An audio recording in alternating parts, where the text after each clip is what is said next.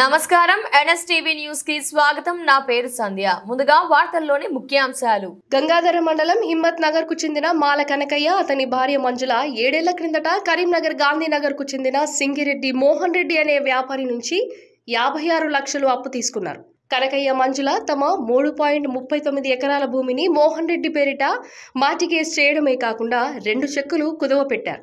కనకయ్య ఈ విషయాన్ని దాచిపెట్టి నకిలీ పత్రాలు సృష్టించి వేరే వ్యక్తులకు భూమి విక్రయించారు।